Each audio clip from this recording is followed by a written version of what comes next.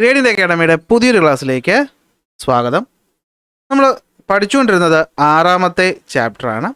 6ാമത്തെ ചാപ്റ്ററിൽ ഇന്ന് 2ാമത്തെ ഭാഗമാണ്. ഇപ്പോൾ ചാപ്റ്ററിൻ്റെ പേരെന്തായിരുന്നു? Price and market. ഇപ്പോൾ ക്ലാസ് തുടങ്ങുന്നതിന് മുമ്പ് തന്നെ ഒരു കാര്യം പറയാം. നമ്മൾ ഇന്നത്തെ ക്ലാസ് പഠിക്കാൻ പോകുന്നത് 7 പ്രധാനപ്പെട്ട പോയിന്റുകളാണ്. ടെക്സ്റ്റ് ബുക്കിൽ പറയുന്ന ഓർഡർ തന്നെയാണിത് പറഞ്ഞു പോകുന്നത്. ഇതിൻ്റെ പ്രശ്നം എന്താണെന്ന് വെച്ച് കഴിഞ്ഞാൽ ഇത് കൂടുതൽ നമ്മളങ്ങോട്ട് വിശദീകരിക്കാൻ നിന്ന് കഴിഞ്ഞാൽ ഭയങ്കര ബോറായിരിക്കും. ഓക്കെ, അതുകൊണ്ട് നമ്മൾ കറക്റ്റ് പോയിന്റ് പറഞ്ഞ് അങ്ങ് പോകും. ഓക്കെ, പോയിന്റും കാര്യവും പറഞ്ഞ് വിശദീകരിച്ച് അങ്ങ് പോകും. കൂടുതൽ ഇതിനെ അങ്ങോട്ട് വിശദീകരിക്കാൻ നിന്ന് കഴിഞ്ഞാൽ ഭയങ്കര ബോറാവും, നിങ്ങൾ ഉറങ്ങി വീഴും. അതുകൊണ്ട് ഞാൻ എക്സ്പ്ലനേഷൻ ഒരുപാട് അങ്ങ് ചെയ്യത്തില്ല, കാര്യം പറഞ്ഞു പോവുക ചെയ്യുന്നത്. ഓക്കെ, അപ്പോൾ പിന്നെ ഒരു കാര്യം കൂടെ ഞാൻ പറയാൻ വിട്ടു. നിങ്ങളെല്ലാവരും ഈ ക്ലാസ് കാണുന്ന ആൾക്കാർ ഒന്നും മിണ്ടാതെ അങ്ങ് പോവുകയാണ്. അതായത് ക്ലാസ് നിങ്ങൾ കണ്ടാൽ നിങ്ങൾക്ക് ഇഷ്ടപ്പെട്ടാൽ അത് ഇഷ്ടപ്പെട്ടെന്നോ, ഇനി ഇഷ്ടപ്പെട്ടില്ലെങ്കിൽ ഇഷ്ടപ്പെട്ടില്ലെന്നോ ഉള്ള കാര്യം ഒന്ന് കമൻ്റായിട്ട് പറഞ്ഞിട്ട് പോയാൽ വലിയ ഉപകാരമായിരുന്നു. അതാകുമ്പോൾ ചെയ്യുന്ന നമുക്കതൊരു കാണുമ്പോൾ ഒരു സന്തോഷമാണല്ലോ. അല്ല, ഇനി മോശമാണെന്ന് പറഞ്ഞു കഴിഞ്ഞാൽ നമുക്ക് എന്തെങ്കിലും ഇമ്പ്രൂവ്മെൻറ്റ് വരുത്താമല്ലോ. അപ്പോൾ ക്ലാസ് കാണുന്നവർ പറ്റുവാണെങ്കിൽ നിങ്ങൾക്ക് ക്ലാസ് ഇഷ്ടപ്പെട്ടാൽ അതൊന്ന് കമൻറ്റ് ചെയ്തിട്ട് പോവുക. അതുപോലെ തന്നെ ഇനിയും ഇതുപോലത്തെ ക്ലാസ്സുകൾ വേണമെന്നുണ്ടെങ്കിൽ സബ്സ്ക്രൈബ് ചെയ്യാനും മറക്കണ്ട. വേണമെങ്കിൽ ആ ബെല്ലൈക്കണും കൂടെ ഒന്ന് പ്രസ് ചെയ്തു. അപ്പോൾ നമ്മൾ ഇന്നത്തെ ക്ലാസ്സിൽ 7 ടോപ്പിക്കുകളാണ് പഠിക്കാൻ പോകുന്നത്. സിമ്പിൾ ടോപ്പിക്കാണ്. അവസാനത്തെ ഒരു 2-3 എണ്ണം മാത്രം നമുക്ക് അത്ര വശമില്ലാത്ത കാര്യമാണ്. സോ ആദ്യം നമ്മൾ എന്താണ് കൺസംഷൻ എന്ന് പഠിക്കും. കാരണം കഴിഞ്ഞ ക്ലാസ് നമ്മൾ എന്താ പഠിച്ചത്? പ്രൊഡക്ഷനെ പറ്റിയാണ് പഠിച്ചത്. കഴിഞ്ഞ ക്ലാസ് ഞാൻ പറഞ്ഞു അല്ലേ, പ്രൊഡക്ഷൻ കൺസംഷൻ ഇത് രണ്ടുമാണ് മെയിൻ സംഭവം നമ്മുടെ എക്കണോമിക്സിനകത്ത്. അതിൽ പ്രൊഡക്ഷൻ എന്താണ്, പ്രൊഡക്ഷൻ ഫംഗ്ഷൻ എന്താണെന്നൊക്കെയുള്ള കാര്യം നമ്മൾ പഠിച്ചു. അപ്പോൾ ഇന്ന് നമ്മൾ പഠിക്കാൻ പോകുന്ന കൺസംഷൻ എന്താണ്, കൺസ്യൂമർ എന്ന് പറഞ്ഞാൽ ആരാണ്, കൺസംഷൻ എഫക്റ്റ് ചെയ്യുന്ന ഫാക്ടേഴ്സ് എന്തൊക്കെയാണ്, കൺസംഷൻ പാറ്റേൺ എന്നാൽ എന്താണ്, അതുപോലെ തന്നെ സസ്റ്റൈനബിൾ കൺസംഷൻ, പ്രൊഡക്ഷൻ, ഡെവലപ്മെൻറ്റ്, ഈ 3 സംഭവം എന്താണെന്നുള്ളതാണ് നമ്മൾ പഠിക്കാനായിട്ട് പോകുന്നത്. തുടങ്ങുകയാണ് കൺസംഷൻ. കൺസംഷൻ എന്ന് വെച്ചാൽ നമ്മളൊരു സാധനം വാങ്ങിക്കുന്നു, അത് ഉപയോഗിക്കുന്നു, നമ്മുടെ ആഗ്രഹം നമ്മൾ സാറ്റിസ്ഫൈ ചെയ്യുന്നു. അതിനെ വിളിക്കുന്ന പേരാണ് എന്ത്? Consumption. So what is consumption? People goods and സർവീസസിനെ എന്ത് ചെയ്യുന്നു? യൂസ് ചെയ്യുന്നു.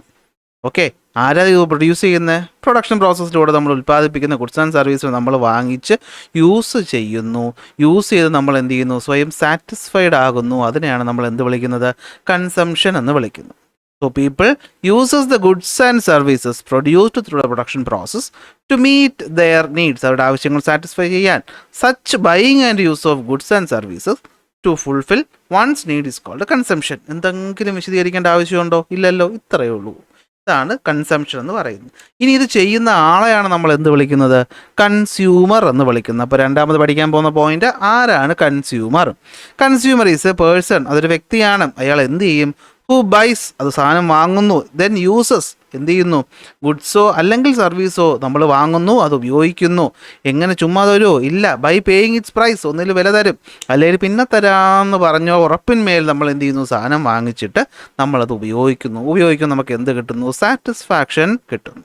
ഓക്കെ, അങ്ങനെ സാറ്റിസ്ഫാക്ഷൻ കിട്ടിക്കഴിയുമ്പോൾ നമ്മൾ എന്തായി മാറി? നമ്മൾ കൺസ്യൂമറായിട്ട് മാറി. ചിലപ്പോൾ നമുക്ക് സാറ്റിസ്ഫാക്ഷൻ കിട്ടത്തില്ല, അപ്പോഴാണ് നമുക്ക് കൺസ്യൂമർ കോർട്ട് കേസ് കൊടുക്കാനൊക്കെ പോകും. അപ്പോൾ ഹു ഈസ് എ കൺസ്യൂമർ?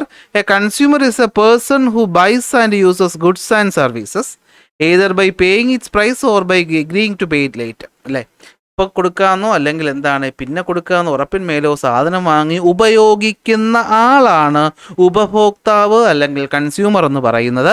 അതിലൂടെ അയാൾക്ക് എന്ത് കിട്ടുന്നു? സാറ്റിസ്ഫാക്ഷൻ കിട്ടുന്നു. പക്ഷേ നമുക്ക് ഒരുപാട് ആവശ്യങ്ങൾ, നീഡ്സും ഉണ്ട്. ഇതെല്ലാം നമുക്ക് സാറ്റിസ്ഫൈ ചെയ്യാൻ പറ്റാറുണ്ടോ? ഇല്ല. കാരണം ഇവനാണ് പ്രശ്നം. ഫിനാൻഷ്യൽ കപ്പാസിറ്റി, നമ്മുടെ പൈസയുടെ അളവ് അല്ലേ, എല്ലാവർക്കും ഒരുപോലെ അല്ല കയ്യിൽ കാശുള്ളത്. ഈ പറയുന്ന ഫിനാൻഷ്യൽ കപ്പാസിറ്റിയാണ് ഈ പറയുന്ന കൺസംഷനെ ഇൻഫ്ലുവൻസ് ചെയ്യുന്ന ഏറ്റവും പ്രധാനപ്പെട്ട ഫാക്ടർ. ഓക്കെ, അപ്പോൾ ഒരാളുടെ കൺസംഷനെ അല്ലെങ്കിൽ ഒരാളുടെ കൺസംഷൻ പവറിനെ ഇൻഫ്ലുവൻസ് ചെയ്യുന്ന പ്രധാനപ്പെട്ട ഫാക്ടർ ഫിനാൻഷ്യൽ കപ്പാസിറ്റിയാണ്. എന്നാൽ വേറെയും ഫാക്ടേഴ്സ് ഉണ്ട്. ആ ഫാക്ടേഴ്സ് ഏതൊക്കെയാണെന്നാണ് നമ്മൾ 3ാമത് പഠിക്കാനായിട്ട് പോകുന്നത്. Factors influencing consumption. അതിൽ 1ാമത്തെ കാര്യം ഞാൻ പറഞ്ഞു, എന്താണ്? നമ്മുടെ ഫിനാൻഷ്യൽ അളവ്. അതിനാണ് നമുക്ക് എന്തെന്ന് പറയാം? ഇൻകം എന്ന് പറയാം. അപ്പോൾ 1ാമത്തെ ഫാക്ടർ വരുമാനം. 2 price of goods and services. അല്ലേ, ഒരു സാധനത്തിൻ്റെ വില നമുക്ക് താങ്ങാൻ പറ്റുന്ന വിലയാണെങ്കിൽ നമുക്ക് വാങ്ങിക്കാൻ പറ്റുള്ളൂ. മറ്റൊന്ന് ഫ്യൂച്ചർ എക്സ്പെക്റ്റേഷൻ, അതായത് ഒരു സാധനത്തിൻ്റെ വില ഇപ്പോൾ കുറഞ്ഞിരിക്കുകയാണ്, ഭാവി കൂടാൻ സാധ്യതയുണ്ട്, ഇത് നമ്മളത് ഒരുപാട് വാങ്ങിച്ചു കൂട്ടും. അല്ലെങ്കിൽ ഇപ്പോൾ വില കുറച്ച് കൂടുതലാണ്, പിന്നെ കുറയും, അപ്പോൾ നമ്മൾ എന്ത് ചെയ്യും? ഇപ്പോൾ വാങ്ങാതെ വെയിറ്റ് ചെയ്യും. അപ്പോൾ ഫ്യൂച്ചർ എക്സ്പെക്റ്റേഷൻ വെച്ചുകൊണ്ട് നമ്മൾ എന്ത് ചെയ്യാറുണ്ട്? കൺസംഷനെ ഇൻഫ്ലുവൻസ് ചെയ്യുന്ന ഒരു ഫാക്ടറാണ്. Taste and preference of the consumer, അല്ലേ, കൺസ്യൂമറിൻ്റെ പ്രിഫറൻസ്. മറ്റൊന്ന് എൻവയോൺമെൻറ്റൽ അവെയർനെസ്, അല്ലേ, പ്രകൃതിക്ക് ദോഷമായി നമ്മൾ വാങ്ങാതെ നമ്മൾ മാറി നിൽക്കാറുണ്ട്, ഇല്ലേ, പ്ലാസ്റ്റിക് ഉപയോഗം കുറയ്ക്കണമെന്ന് പറയാറുണ്ട്, ഇല്ലേ. പിന്നെ ഒന്ന് ക്ലൈമറ്റ്, കാലാവസ്ഥ. ഇതൊക്കെയാണ് എന്ത് ചെയ്യുന്നത്, കൺസംഷനെ അഫക്റ്റ് ചെയ്യുന്ന ഫാക്ടേഴ്സ് പഠിച്ചു വെച്ചേ പറ്റുള്ളൂ. അപ്പോൾ ഫാക്ടേഴ്സ് ഇൻഫ്ലുവൻസിങ് കൺസംഷൻ പരീക്ഷയ്ക്ക് ചോദിച്ചാൽ നമ്മൾ എവിടെ നിന്ന് തുടങ്ങണം? 1 ഇൻകം, ഒരാളുടെ വരുമാനം. 2 സാധനത്തിൻ്റെ വില. 3 ഫ്യൂച്ചർ എക്സ്പെക്റ്റേഷൻ, ഭാവിയിൽ എന്ത് നടക്കും എന്നുള്ള കാര്യം നമുക്ക് അറിയത്തില്ല. 4 taste and preference of the consumer. 5 environmental awareness. 6 climate. Okay ആണല്ലോ, കൂടുതൽ ഇതിനകത്ത് വിശദീകരിച്ച് പറയേണ്ട ആവശ്യമില്ലല്ലോ.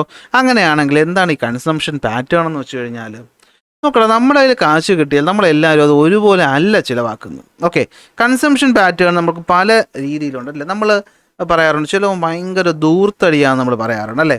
ഇപ്പോൾ 2 പേരുണ്ടെന്ന് വിചാരിക്കുക. ഓക്കെ, ഇത് രാമു, ഇവൻ രാജു. ഓക്കെ, രാമുവും രാജു 2 പേരുടെ കയ്യിലും ഒരു 1000 രൂപ തന്നു എന്ന് വിചാരിക്കുക.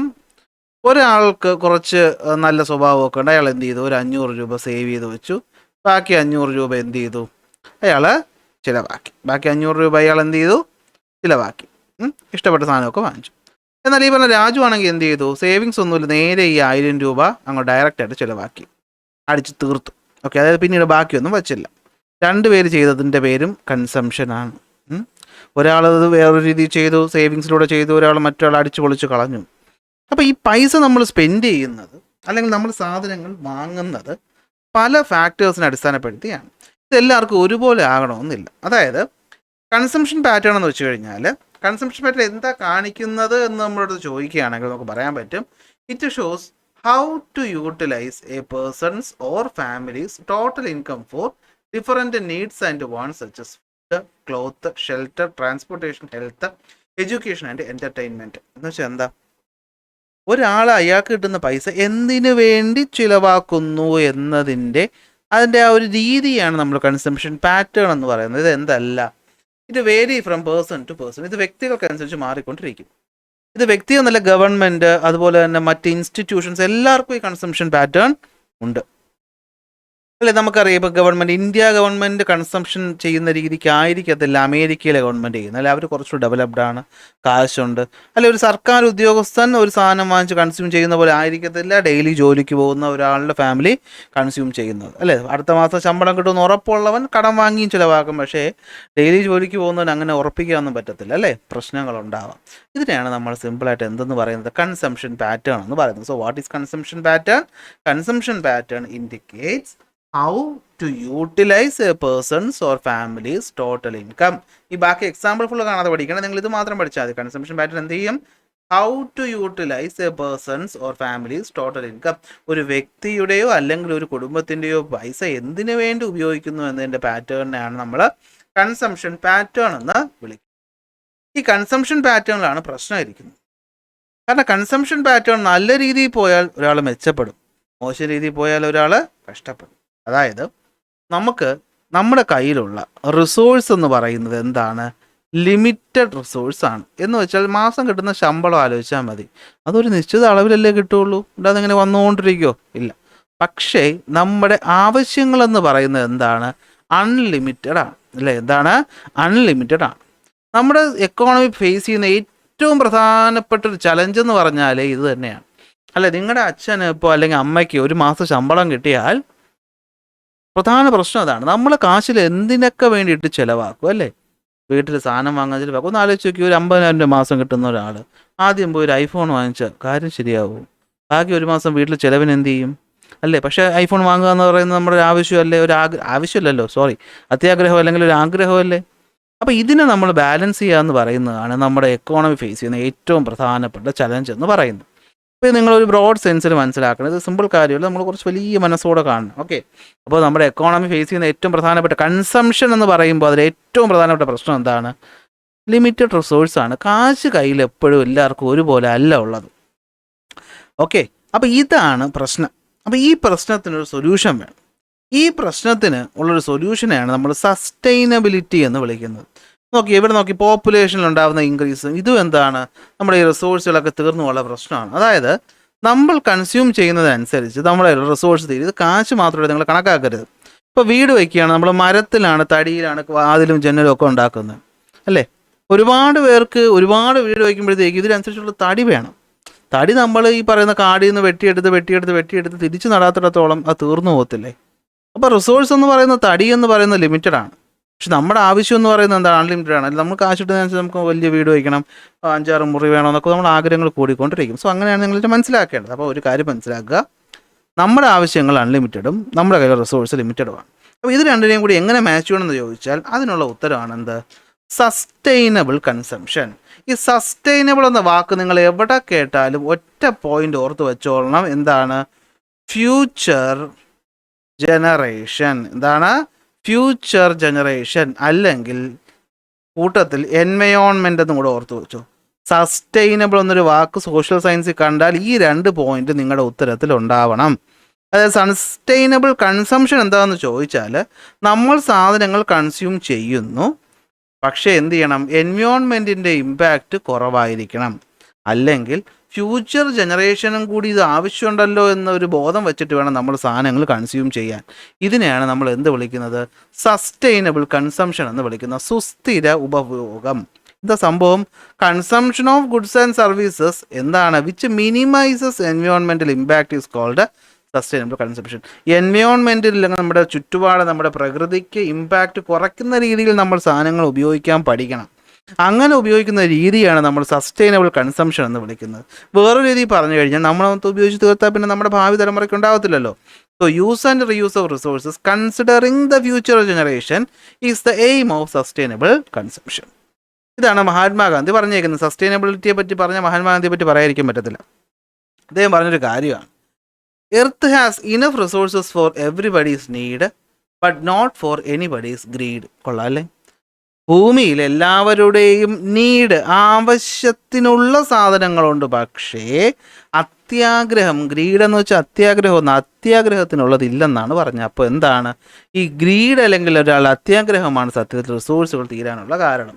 അതായത് ആവശ്യത്തിന് ഉപയോഗിക്കാൻ എല്ലാവരുടെ കയ്യിലും അല്ലെങ്കിൽ ഈ ഭൂമിയിൽ സാധനങ്ങളുണ്ട്.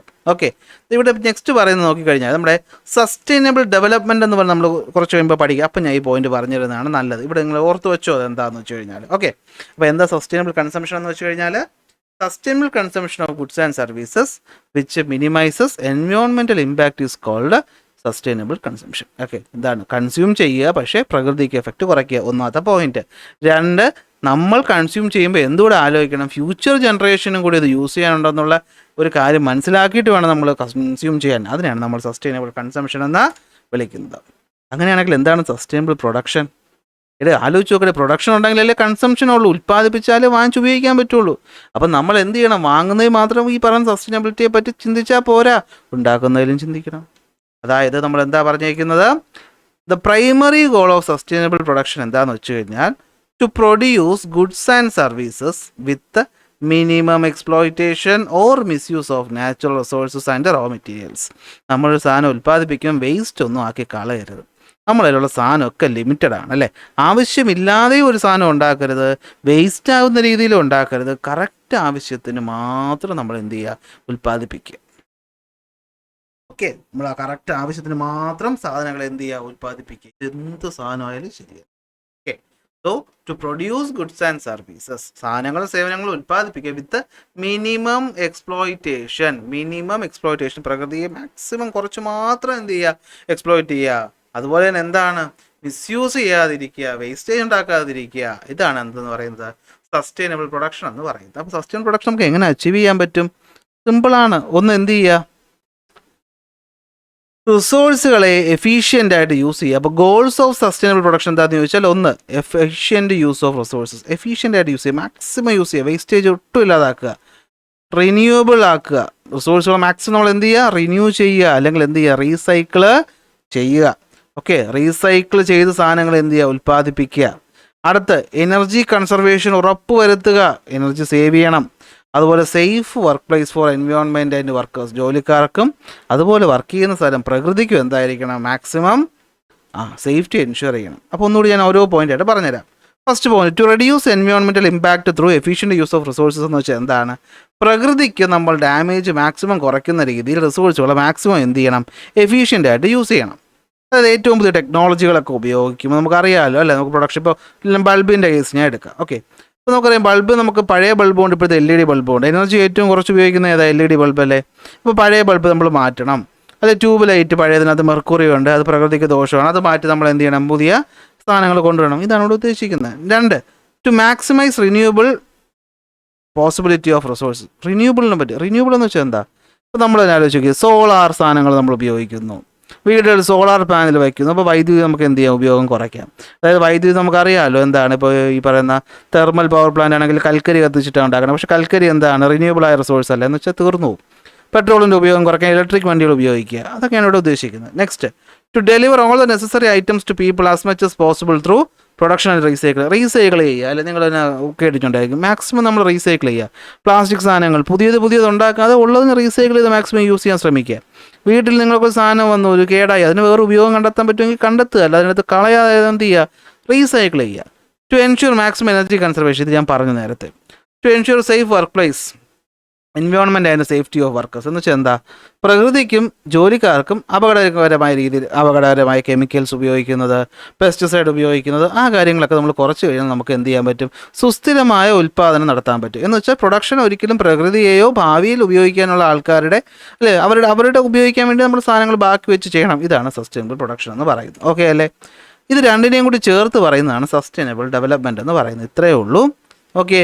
The need of the present generation are met without compromising the need of the future generation.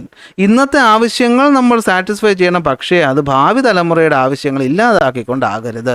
ഇതിനെയാണ് നമ്മൾ സുസ്ഥിര വികസനം അല്ലെങ്കിൽ സസ്റ്റൈനബിൾ ഡെവലപ്മെൻറ്റ് എന്ന് പറയുന്നത്. അപ്പോൾ ഇത് മൂന്നിടത്ത് നിങ്ങൾ കണ്ടു. സസ്റ്റൈനബിൾ കൺസംഷൻ ആയാലും ഡെവലപ്മെൻറ്റ് ആയാലും പ്രൊഡക്ഷൻ ആയാലും 2 പോയിൻ്റാണ് ഞാൻ ഇമ്പോർട്ടൻ്റ്. അപ്പോൾ എന്താണ്? ഒന്ന് ഫ്യൂച്ചർ ജനറേഷനും മറ്റൊന്ന് എൻവയോൺമെൻറ്റ്. ഫ്യൂച്ചർ ജനറേഷനും എൻവയോൺമെൻറ്റും, അതിൽ ഈ സ്റ്റേറ്റ്മെൻറ്റ് കാണാതെ പഠിച്ചോളണം കേട്ടോ. നോക്കിയോ, sustainable development is when the need of the present generation R met without compromising the need of the future generation. ഇന്നത്തെ ജനറേഷൻ്റെ നീഡ്സ് മീറ്റ് ചെയ്യണം, പക്ഷേ എന്ത് ചെയ്താവരുത്? വിത്തൗട്ട് കോംപ്രമൈസിങ്, ഭാവിക്കുള്ളത് കൂടി ഇല്ലാതാക്കിയിട്ട് ആവരുത്. Okay, so sustainable development is the development that meets the need of the present without compromising the ability of the future generations to meet their own needs. മോളി പറഞ്ഞ അതേ സാധനം തന്നെ ഇവിടെ പറഞ്ഞേക്കുന്നു. പക്ഷേ ഇവിടെ പറഞ്ഞേക്കുന്ന ആരാണ്? ഇത് യുണൈറ്റഡ് നേഷൻസ് ആണ്. 1987 ബ്രൺലാൻഡ് കമ്മീഷൻ എന്ന് പറയുന്നൊരു കമ്മീഷൻ ഉണ്ടായിരുന്നു. ഈ കമ്മീഷൻ യുണൈറ്റഡ് നേഷൻസ് നിങ്ങൾ കേട്ടിട്ടുണ്ടല്ലോ, UNO അത് തന്നെ. ആ UNOയുടെ ഒരു കമ്മീഷനാണ് ഈ പറയുന്ന യുണൈറ്റഡ് നേഷൻ കമ്മീഷൻ ഫോർ നമ്മുടെ പ്രകൃതിക്ക് വേണ്ടിയിട്ട് വന്നൊരു കമ്മീഷൻ. അങ്ങനെ പഠിച്ചു വെച്ചോ. അവരുടെ റിപ്പോർട്ട് പറയുന്നുണ്ട് ഈ പറയുന്ന എന്തിനെ പറ്റിയിട്ട്? സസ്റ്റൈനബിൾ ഡെവലപ്മെൻറ്റിനെ പറ്റിയിട്ട്. കാരണം നമ്മൾ ആദ്യകാലത്ത് നമ്മുടെ പ്രധാന പ്രശ്നം ആഹാരം കണ്ടെത്തുകയായിരുന്നു. ആഹാരം കണ്ടെത്തി നമ്മൾ 2ാം ലോക മഹായുദ്ധമൊക്കെ കഴിഞ്ഞപ്പോൾ രാജ്യങ്ങളൊക്കെ സെപ്പറേറ്റ് ആയി, വലിയ പ്രശ്നങ്ങളൊന്നും ഇല്ലാതെ പോകുന്നു. ഓരോ രാജ്യങ്ങൾ ഉൽപ്പാദനം നടത്തുന്നു, ഇൻഡസ്ട്രിയൽ റവല്യൂഷനൊക്കെ കഴിഞ്ഞു. പക്ഷേ ഇങ്ങനെ കുറേ കാലം കഴിഞ്ഞപ്പോഴാണ് നമുക്കൊരു കാര്യം മനസ്സിലായത്. ഈ രീതിക്ക് നമ്മൾ കാര്യങ്ങൾ അല്ലെങ്കിൽ റിസോഴ്സിനെ ഉപയോഗിച്ച് പോയാൽ ഉടനെ തന്നെ ഇതൊക്കെ തീരും. അതായത് ഫോസിൽ ഫ്യൂവൽ തീരും, അതുപോലെ നമ്മുടെ ലാൻഡിനകത്തുള്ള മരങ്ങളൊക്കെ തീരും. അപ്പോൾ ഇങ്ങനെ പോയാൽ ശരിയാവത്തില്ല എന്ന് മനസ്സിലാക്കിയ ലോകരാജ്യങ്ങൾ എല്ലാവരും കൂടെ ചേർന്ന്, യുണൈറ്റഡ് നേഷൻ ആണല്ലോ ലോകരാജ്യങ്ങളോട് എല്ലാം ഇവിടെ ഉള്ളത്, എല്ലാ രാജ്യവും ഇല്ല എന്നാലും കുറേ മെയിൻ രാജ്യങ്ങളെല്ലാം ഉണ്ടല്ലോ. അപ്പോൾ ഇവരെല്ലാവരും കൂടെ തീരുമാനിക്കുകയാണ് നമ്മൾ ഇനി ഇങ്ങനെ പോയാൽ ശരിയാവത്തില്ല, നമ്മൾ ഇനി എന്ത് ചെയ്യണം? പ്രകൃതിയെ സംരക്ഷിക്കണം. എങ്ങനെ സംരക്ഷിക്കും? Through sustainable development. സസ്റ്റൈനബിൾ ഡെവലപ്മെൻറ്റിലൂടെ നമുക്ക് എന്ത് ചെയ്യാൻ പറ്റും? സംരക്ഷിക്കാൻ പറ്റും. എങ്ങനെ സംരക്ഷിക്കാൻ പറ്റും? അപ്പോഴാണ് ഈ കാര്യം പറഞ്ഞേക്കുന്നത്. അപ്പോൾ അതുമായി ബന്ധപ്പെട്ടൊരു കമ്മീഷനുണ്ട്. കമ്മീഷൻ പഠിച്ചിട്ട് റിപ്പോർട്ട് സമർപ്പിച്ചു. അവർ കുറേ പോയിന്റുകൾ പറഞ്ഞിട്ടുണ്ട്. ആ പോയിന്റുകളെയാണ് നമ്മൾ സസ്റ്റൈനബിൾ ഡെവലപ്മെൻറ്റ് ഗോൾസ് എന്ന് പറയുന്നത്. 17 പോയിൻ്റുണ്ട്. ഇനി ഇവിടെ ഒരു കാര്യം പറയാം. ഇതിലെ 12ാമത്തെ പോയിൻ്റാണ്. നോക്ക്, എന്താണ്? കൺസംഷനെയും, അതായത് സസ്റ്റൈനബിൾ കൺസംഷനെ പറ്റിയിട്ടും സസ്റ്റൈനബിൾ പ്രൊഡക്ഷനെ പറ്റിയും പറയുന്നുണ്ട്. ഇതാണ് കുറച്ച് മുമ്പ് ഞാൻ ഇവിടെ പിന്നെ പറഞ്ഞില്ലാന്ന് പറഞ്ഞില്ലേ? ഏതാണ്? The 12th of the sustainable development goal of the United Nations points to the need to ensure sustainable consumption and sustainable production. എന്ന് വെച്ചാൽ യുണൈറ്റഡ് നേഷൻ്റെ അന്നത്തെ റിപ്പോർട്ട് പറഞ്ഞു, ആ പ്രകൃതിയൊക്കെ സംരക്ഷിച്ച് പോകണമെങ്കിൽ എന്ത് വേണം? സസ്റ്റൈനബിൾ ഡെവലപ്മെൻറ്റ് ഉണ്ടാക്കണമെങ്കിൽ എന്ത് വേണം? സസ്റ്റൈനബിൾ കൺസംഷനും സസ്റ്റൈനബിൾ പ്രൊഡക്ഷനും വേണം എന്ന് പറഞ്ഞിട്ടുണ്ട്. മറ്റു ഗോളുകൾ നോക്കാം. പോവർട്ടി ഇല്ലാതാക്കണം, ഹങ്കർ ഇല്ലാതാക്കണം, എല്ലാവർക്കും നല്ല ഹെൽത്തും വെൽബീയിങ്ങും ഉണ്ടാവണം, വിദ്യാഭ്യാസത്തിൻ്റെ ക്വാളിറ്റി കൂട്ടണം, ജെൻഡർ ഇക്വാളിറ്റി കൊണ്ടുവരണം, ക്ലീൻ വാട്ടറും സാനിറ്റേഷനും കൊണ്ടുവരണം, അഫോർഡബിളും അതുപോലെ തന്നെ എന്താണ് ക്ലീൻ പ്രകൃതി പൊല്യൂഷൻ ഇല്ലാത്ത എനർജി സോഴ്സുകൾ വേണം, ഡീസൻ്റ് ആയിട്ടുള്ള ജോലിയും എക്കണോമിക് ഗ്രോത്തും എല്ലാവർക്കും വേണം, ഇൻഡസ്ട്രിയും ഇന്നോവേഷനും ഇൻഫ്രാസ്ട്രക്ചറും ഒരുമിച്ച് പോകണം, ഇൻഇക്വാലിറ്റി അസമത്വം ഇല്ലാതാക്കണം, സസ്റ്റൈനബിൾ സിറ്റീസും കമ്മ്യൂണിറ്റീസും ഉണ്ടാവണം, റെസ്പോൺസിബിളായ കൺസംഷൻ പ്രൊഡക്ഷനും. ഈ റെസ്പോൺസിബിൾ തന്നെയാണ് സസ്റ്റൈനബിൾ എന്ന് പറയുന്നത് അല്ലേ. ഭാവിയെ കൂടി കണ്ട് നമ്മൾ ഉത്തരവാദിത്വത്തോടെ ചെയ്താൽ അതാണ് സസ്റ്റൈനബിൾ എന്ന് പറയുന്നത്. ക്ലൈമറ്റ് ചേഞ്ചിനെതിരെ ആക്ഷൻ എടുക്കണം. ലൈഫ് ബിലോ വാട്ടർ, അതായത് നമ്മുടെ വാട്ടർ മറൈൻ ക്രീച്ചേഴ്സിനെ പറ്റി നമ്മൾ ചിന്തിക്കണം. അതായത് നമ്മുടെ വേസ്റ്റ് ഒന്നും കൊണ്ട് കടലിൽ കളയരുത്. ലാൻഡ് പൊല്യൂഷനെ പറ്റി നമ്മൾ അറിയണം. പീസും ജസ്റ്റിസും സ്ട്രോങ് ആയ ഇൻസ്റ്റിറ്റ്യൂഷൻസും കൊണ്ടുവരണം. പാർട്ട്ണർഷിപ്പിലൂടെ നമ്മൾ അത് അച്ചീവ് ചെയ്യണം. ഇതാണ് സസ്റ്റൈനബിൾ ഡെവലപ്മെൻറ്റ് ഗോൾ എന്ന് പറയുന്നത്. യുണൈറ്റഡ് നേഷൻസ് UNO കൊണ്ടുവന്നതാണ്. 17 ഗോളുകളുണ്ട്. ഗോൾ അത്രയും കാണാതെ പഠിക്കണമെന്നില്ല, പക്ഷേ എന്താണ് സസ്റ്റൈനബിൾ ഡെവലപ്മെൻറ്റ് എന്നുള്ള കാര്യം നമ്മൾ ഉറപ്പായിട്ടും മനസ്സിലാക്കിയിരിക്കണം. കണ്ടോ, ഒട്ടും രസമില്ലാത്തൊരു ക്ലാസ് ആയിരുന്നു അല്ലേ ഇന്നത്തെ. നമ്മൾ ഒട്ടും നമുക്ക് രസം തോന്നുന്നൊരു കാര്യമല്ല നമ്മൾ പഠിച്ചത്, പക്ഷേ ഇത് ഇമ്പോർട്ടൻ്റ് ആണ്. അപ്പോൾ അത് നമ്മൾ മനസ്സിലാക്കി വേണം പഠിക്കാൻ. അതുകൊണ്ട് ഞാൻ കൂടുതൽ ഇനി കത്തിവെച്ച് സമയം കളയുന്നില്ല. എന്തെങ്കിലും സംശയം ഉണ്ടെങ്കിൽ അറിയാലോ, മുകളിൽ കാണുന്ന നമ്മുടെ വാട്സാപ്പ് നമ്പറിൽ കോൺടാക്ട് ചെയ്യുക, അല്ലെങ്കിൽ താഴെ ലിങ്കിലുള്ള ടെലഗ്രാം ചാനലിൽ പോയി ചോദിക്കുക, ഞാൻ പറഞ്ഞുതരാം. ഇനി ഇതൊന്നും പറ്റുന്നില്ലെങ്കിൽ കമൻ്റായിട്ട് ചോദിക്കുക, പറഞ്ഞുതരാം. നോട്ട് ആവശ്യമുള്ളവർ ടെലഗ്രാമിൽ പോയാൽ ഫ്രീ ആയിട്ട് ഡൗൺലോഡ് ചെയ്തെടുക്കാം, പൈസ ഒന്നും തരണ്ട. ഇനി അതിന് പറ്റാത്തവരുണ്ടെങ്കിൽ എന്ത് ചെയ്യുക, വാട്സാപ്പിൽ ചോദിച്ചാലും ഞാൻ അയച്ചു തരാം, പക്ഷേ കുറച്ച് ലേറ്റ് ആവും. ഓക്കെ, എപ്പോഴും വാട്സാപ്പ് നമുക്ക് നോക്കാൻ പറ്റത്തില്ലല്ലോ. അപ്പോൾ അടുത്ത ക്ലാസ്സിൽ നമുക്ക് അടുത്ത ടോപ്പിക്കുമായിട്ട് കാണാം. അതുവരെ ബൈ ബൈ.